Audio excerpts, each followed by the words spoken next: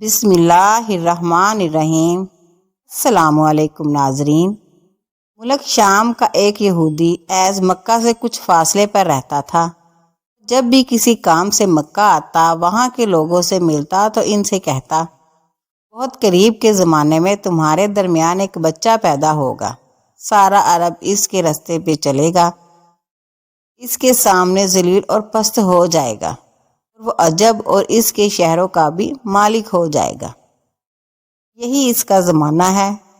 جو اس کی نبوت کے زمانے کو پائے گا اور اس کی پیروی کرے گا وہ اپنے مقصد میں کامیاب ہوگا۔ جس خیر و بھلائی کی وہ امید کرتا ہے وہ اس کو حاصل ہوگی۔ جو شخص اس کی نبوت کا زمانہ پائے گا مگر اس کی مخالفت کرے گا وہ اپنے مقصد اور آرزو میں ناکام ہوگا۔ مکہ معظمہ میں جو بھی بچہ پیدا ہوتا وہ یہودی اس بچے کے بارے میں تحقیق کرتا اور کہتا، ابھی وہ بچہ پیدا نہیں ہوا۔ آخر جب نبی کریم صلی اللہ علیہ وآلہ وسلم اس دنیا میں تشریف لائے تو عبد المطلب اپنے گھر سے نکل کر اس یہودی کے پاس پہنچے۔ اس کی عبادت گاہ کے دروازے پر پہنچ کر انہوں نے آواز دی۔ ایس نے پوچھا کون ہے؟ انہوں نے اپنا نام بتایا۔ پھر اس سے پوچھا تم اس بچے کے بارے میں کیا کہتے ہو؟ اس نے انہیں دیکھا پھر بولا، ہاں تم ہی اس کے باپ ہو سکتے ہو۔ بے شک وہ بچہ پیدا ہو گیا ہے جس کے بارے میں نے تم لوگوں سے کہا تھا۔ وہ ستارہ آج طلوع ہو گیا ہے جو اس بچے کی پیدائش کی علامت ہے، اور اس کی علامت یہ ہے کہ اس وقت اس بچے کو درد ہو رہا ہے۔ یہ تکلیف اسے 2 دن تک رہے گی، اس کے بعد یہ ٹھیک ہو جائے گا۔ راہب نے جو کہا تھا بچہ 2 دن تک تکلیف میں رہا، اس کی تفصیل یہ ہے کہ آپ نے 2 دن تک دودھ نہیں پیا تھا۔ اور یہودی نے جو یہ کہا تھا کہ ہاں آپ ہی اس کے باپ ہو سکتے ہیں، اس سے مراد یہ ہے کہ عربوں میں دادا کو بھی باپ کہہ دیا جاتا ہے، اور نبی کریم صلی اللہ علیہ وآلہ وسلم نے ایک بار خود فرمایا تھا، میں عبد المطلب کا بیٹا ہوں۔ یہودی نے عبد المطلب سے یہ بھی کہا تھا اس بارے میں اپنی زبان بند رکھے، یعنی کسی کو کچھ نہ بتائے، ورنہ لوگ اس بچے سے زبردست حسد کریں گے، اتنا حسد کریں گے کہ آج تک کسی نے نہیں کیا، اور اس کی اس قدر سخت مخالفت ہوگی کہ دنیا میں کسی اور کی اتنی مخالفت نہیں ہوئی۔ پوتے کے متعلق یہ باتیں سن کر عبد المطلب نے ایسے سے پوچھا، اس بچے کی عمر کتنی ہوگی؟ یہودی نے اس سوال کے جواب میں کہا، اگر اس بچے کی عمر تبھی ہوئی تو وہ بھی 70 سال تک نہیں ہوگی، بلکہ اس سے پہلے ہی 61 یا 63 سال کی عمر میں وفات ہو جائے گی، اور اس کی امت کی اوسط عمر بھی اتنی ہوگی۔ اس کی پیدائش کے وقت دنیا کے بت ٹوٹ کر گر جائیں گے۔ یہ ساری علامات اس یہودی نے گزشتہ انبیاء کی پیش گوئیوں سے معلوم کی تھی، سب کی سب بالکل سچ ثابت ہوئیں۔ قریش کے کچھ لوگ ایک بت کے پاس جایا کرتے تھے، یہ اس رات بھی اس کے پاس گئے جس رات آپ صلی اللہ علیہ وآلہ وسلم کی پیدائش ہوئی۔ انہوں نے دیکھا وہ بت اوندے منہ گرا پڑا ہے۔ ان لوگوں کو یہ بات بری لگی، انہوں نے اس کو اٹھایا سیدھا کر دیا، مگر وہ پھر گر گیا۔ انہوں نے پھر اس کو سیدھا کیا، وہ پھر الٹا ہو گیا۔ ان لوگوں کو بہت حیرت ہوئی، یہ بات بہت عجیب لگی۔ اس بت سے آواز نکلی، یہ ایک ایسے بچے کی پیدائش کی خبر ہے جس کے نور سے مشرق اور مغرب زمین کے تمام گوشے منور ہو گئے ہیں۔ بت سے نکلنے والی آواز نے انہیں اور زیادہ حیرت زدہ کر دیا۔ اس کے علاوہ ایک واقعہ یہ پیش آیا کہ ایران کے شہنشاہ قصر نوشیروان کا محل ہلنے لگا، اس میں شگاف پڑ گئے۔ نوشیروان کا یہ محل نہایت مضبوط تھا، بڑے بڑے پتھروں اور چونوں سے تعمیر کیا گیا تھا۔ اس واقعے سے پوری سلطنت میں دہشت پھیل گئی، شگاف پڑنے سے خوفناک آواز بھی نکلتی تھی۔ محل کے 14 کنگرے ٹوٹ کر نیچے آ گرے تھے۔ آپ کی پیدائش پر ایک واقعہ یہ پیش آیا کہ فارس کے تمام آتش کدوں کی وہ آگ بجھ گئی جس کی وہ لوگ پوجا کرتے تھے، اس کو بجھنے نہیں دیتے تھے، لیکن اس رات میں ایک ہی وقت میں تمام کے تمام آتش کدوں کی آگ آنن فانن بجھ گئی۔ آگ کے پوجنے والوں میں رونا پیٹنا مچ گیا۔ قصری کو یہ تمام اطلاعات ملی تو اس نے ایک کاہن کو بلایا۔ اس نے اپنے محل میں شگاف پڑنے اور آتش کدوں کی آگ بجھنے والے واقعات اس کو سنا کر پوچھا، آخر ایسا کیوں ہو رہا ہے؟ وہ کاہن خود جواب نہ دے سکا، تاہم اس نے کہا، ان سوالات کے جواب میرا ماموں دے سکتا ہے، اس کا نام ستی ہے۔ نوشہرواں نے کہا، ٹھیک ہے، تم جا کر ان سوالات کے جواب لاؤ۔ وہ گیا، ستی سے ملا، اسے یہ واقعات سنائے۔ اس نے سن کر کہا، ایک ایسے نبی ظاہر ہوں گے جو عرب اور شام پر چھا جائیں گے، اور جو کچھ ہونے والا ہے ہو کر رہے گا۔ اس نے یہ جواب کسری کو بتایا۔ اس وقت تک کسری نے دوسرے کاہنوں سے بھی معلومات حاصل کر لی تھی، چنانچہ یہ سن کر اس نے کہا، اب بھی وہ وقت آنے میں دیر ہے، یعنی اس کا غلبہ میرے بعد ہوگا۔ پیدائش کے 7ویں دن عبد المطلب نے آپ کا عقیقہ کیا اور نام محمد صلی اللہ علیہ وآلہ وسلم رکھا۔ عربوں میں اس سے پہلے یہ نام کسی کا نہیں رکھا گیا تھا۔ قریش کو یہ نام عجیب سا لگا، چنانچہ کچھ لوگوں نے عبد المطلب سے کہا، اے عبد المطلب، کیا وجہ ہے کہ تم نے اس بچے کا نام اس کے باپ دادا کے نام پر نہیں رکھا بلکہ محمد صلی اللہ علیہ وآلہ وسلم رکھا ہے؟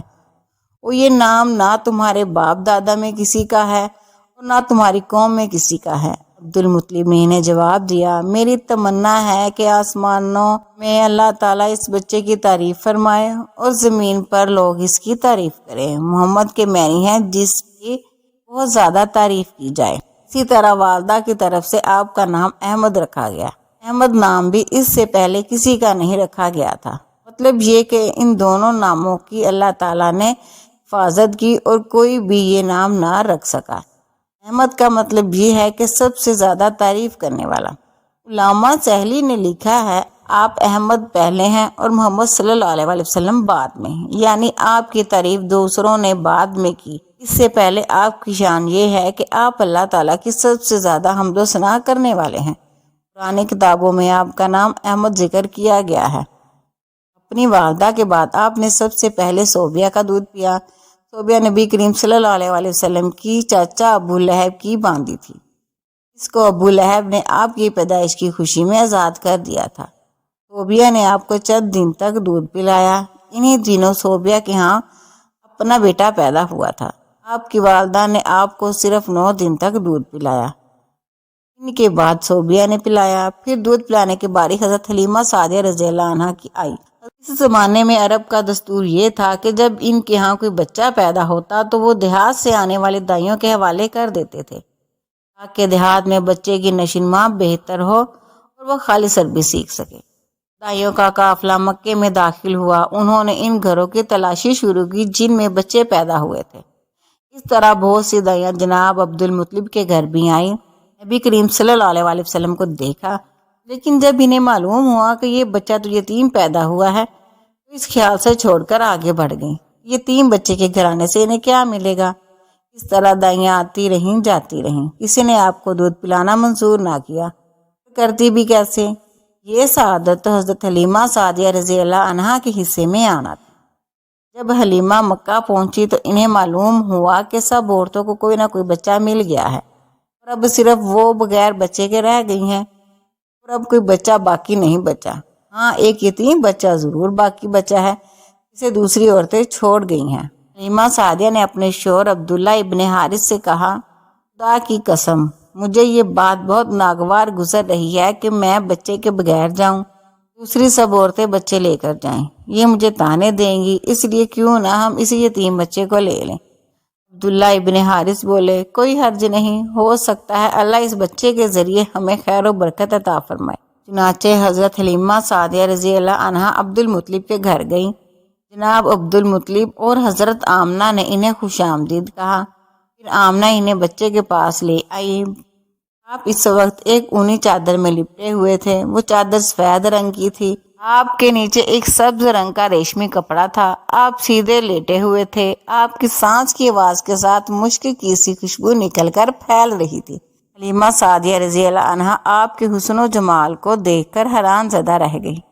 آپ اس وقت سوئے ہوئے تھے۔ انہوں نے جگانا مناسب نہ سمجھا، لیکن یوں ہی انہوں نے پیار سے اپنا ہاتھ آپ کے سینے پہ رکھا۔ آپ مسکرا دیے اور آنکھیں کھول کر ان کی طرف دیکھنے لگے۔ حضرت حلیمہ سعدیہ رضی اللہ عنہا فرماتی ہیں، میں نے دیکھا آپ کی آنکھوں سے ایک نور نکلا جو آسمان تک پہنچ گیا۔ میں نے آپ کو گود میں اٹھا کر آپ کی دونوں آنکھوں کے درمیانی جگہ پر پیار کیا۔ پھر میں نے آپ کی والدہ اور عبد المطلب سے اجازت چاہی، بچوں کو لے کر قافلے میں آئی۔ میں نے آپ کو دودھ پلانے کے لیے گود میں لٹایا تو آپ دائیں طرف سے دودھ پینے لگے۔ پہلے میں نے بائیں طرف سے دودھ پلانا چاہا، لیکن آپ نے اس طرف سے دودھ نہ پیا، دائیں طرف سے فوراً آپ دودھ پینے لگے۔ بعد میں بھی آپ کی یہی عادت رہی، آپ صرف دائیں طرف سے دودھ پیتے تھے، بائیں طرف سے میرا بچہ دودھ پیتا رہا۔ قافلہ روانہ ہوا۔ حلیمہ سعدیہ رضی اللہ عنہ فرماتی ہیں، میں اپنے خچر پر سوار ہوئی، آپ کو ساتھ لے لیا۔ اب جو ہمارا خچر چلا تو اس قدر تیز چلا کہ اس نے پورے قافلے کی سواریوں کو پیچھے چھوڑ دیا۔ پہلے وہ مریل ہونے کی بنا پر سب سے پیچھے رہتا تھا۔ میری ساتھی خواتین حیرانگی سے مخاطب ہوئی، اے حلیمہ، یہ آج کیا ہو رہا ہے؟ تمہارا خچر اس قدر تیز کیسے چل رہا ہے؟ کیا یہ وہی خچر ہے جس پر تم آئی تھی اور جس کے لیے ایک ایک قدم اٹھانا مشکل تھا؟ جواب میں نے ان سے کہا، بے شک یہ وہی خچر ہے، اللہ کی قسم اس کا معاملہ عجیب ہے۔ یہ لوگ بنو سعد کی بستی پہنچ گئے۔ ان دنوں یہ قافلہ خشک اور قحط زدہ تھا۔ حلیمہ سعدیہ رضی اللہ عنہ فرماتی ہیں، اس شام جب ہماری بکریاں چر کر واپس آئی تو ان کے تھن دودھ سے بھرے ہوئے تھے، جبکہ اس سے پہلے ایسا نہیں تھا۔ ان میں سے بہت کم اور بہت مشکل سے دودھ نکلتا تھا۔ ہم نے اس دن اپنی بکریوں کا دودھ دوہا تو ہمارے سارے برتن بھر گئے، اور ہم نے جان لیا کہ یہ ساری برکت اس بچے کی وجہ سے ہے۔ آس پاس کی عورتوں میں بھی یہ بات پھیل گئی۔ ان کی بکریاں بددستور بہت کم دودھ دے رہی تھیں۔ غرض ہمارے گھر میں ہر طرف ہر چیز میں برکت نظر آنے لگی۔ دوسرے لوگ تعجب میں رہے۔ اس طرح 2 ماہ گزر گئے۔ 2 ماہ ہی میں آپ چلنے پھرنے لگے۔ آپ 8 ماہ کے ہوئے تو باتیں کرنے لگے اور آپ کی باتیں سمجھ میں آتی تھی۔ 9 ماہ کی عمر میں تو آپ بہت صاف گفتگو کرنے لگے۔ اس دوران آپ کی بہت سی برکات دیکھنے میں آئی۔ حلیمہ سعدیہ فرماتی ہیں، جب میں آپ کو اپنے گھر لے آئی تو بنو سعد کا کوئی گھرانہ ایسا نہ تھا جس سے مشک کی سی خوشبو نہ آتی ہو۔ اس طرح سب لوگ آپ سے محبت کرنے لگے۔ جب ہم نے آپ کا دودھ چھڑوایا تو آپ کی زبان مبارک سے یہ کلمات نکلے، اللہ تعالیٰ بہت بڑا ہے، اللہ تعالیٰ کے لیے بے حد تعریف ہے اور اس کے لیے صبح و شام پاکی ہے۔ پھر جب آپ صلی اللہ علیہ وآلہ وسلم 2 سال کے ہو گئے تو ہم آپ کو لے کر آپ کی والدہ کے پاس آئے۔ اس عمر کو پہنچنے کے بعد بچوں کو ماں باپ کے حوالے کر دیا جاتا تھا۔ ادھر ہم آپ کی برکات دیکھ چکے تھے اور ہماری آرزو تھی کہ ابھی آپ کچھ اور مدت ہمارے پاس رہیں۔ چنانچہ ہم نے اس بارے میں آپ کی والدہ سے بات کی۔ ان سے یوں کہا، آپ ہمیں اجازت دیجیے کہ ہم بچے کو 1 اور سال اپنے پاس رکھیں۔ میں ڈرتی ہوں کہیں اس پر مکہ کی بیماریوں اور آب و ہوا کا اثر نہ ہو جائے۔ جب ہم نے آپ سے بار بار کہا تو حضرت آمنہ مان گئی اور ہم آپ کو پھر اپنے گھر لے آئے۔ جب آپ کچھ بڑے ہو گئے تو باہر نکل کر بچوں کو دیکھتے تھے، وہ آپ کو کھیلتے نظر آتے، آپ ان کے نزدیک نہ جاتے۔ ایک روز آپ نے مجھ سے پوچھا، امی جان کیا بات ہے، دن میں میرے بھائی بہن نظر نہیں آتے؟ آپ اپنے دودھ شریک بھائی عبداللہ اور بہنوں انیسہ اور شیمہ کے بارے میں پوچھ رہے تھے۔ حلیمہ رضی اللہ عنہ فرماتی ہیں، میں نے آپ کو بتایا وہ صبح سویرے بکریاں چرانے جاتے ہیں، شام کے بعد گھر آتے ہیں۔ یہ جان کر آپ نے فرمایا، مجھے بھی اس کے ساتھ بھیج دیا کریں۔ اس کے بعد آپ اپنے بھیا بہنوں کے ساتھ جانے لگے۔ آپ خوشی خوشی جاتے اور واپس آتے۔ ایسے میں ایک دن میرے بچے خوف زدہ انداز میں دوڑتے ہوئے آئے اور گھبرا کر بولے، امی جان جلدی چلیے ورنہ بھیا محمد صلی اللہ علیہ وآلہ وسلم ختم ہو جائیں گے۔ یہ سن کر ہمارے تو ہوش اڑ گئے۔ دوڑ کر وہاں پہنچے، ہم نے آپ کو دیکھا، آپ کھڑے ہوئے تھے، رنگ اڑا ہوا تھا، چہرے پر زردی چھائی تھی، اور یہ اس لیے نہیں تھا کہ آپ کو سینہ چاک کیے جانے سے تکلیف ہوئی تھی، بلکہ ان فرشتوں کو دیکھ کر آپ کی یہ حالت ہوئی تھی۔ حلیمہ سعدیہ رضی اللہ عنہ فرماتی ہیں، ہم نے آپ سے پوچھا کیا ہوا تھا؟ آپ نے بتایا، میرے پاس 2 آدمی آئے تھے، سفید کپڑے پہنے ہوئے تھے، وہ دونوں حضرت جبرائیل اور حضرت میکائیل علیہ السلام تھے۔ ان دونوں میں سے ایک نے کہا، کیا یہ وہی ہے؟